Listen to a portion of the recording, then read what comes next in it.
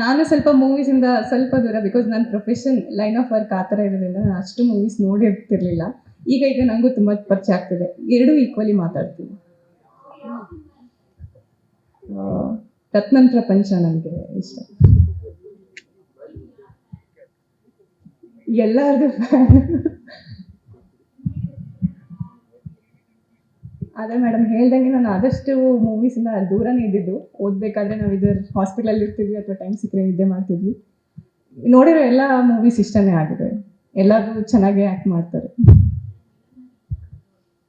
ಎರಡೂ ಥರ ಇಷ್ಟ.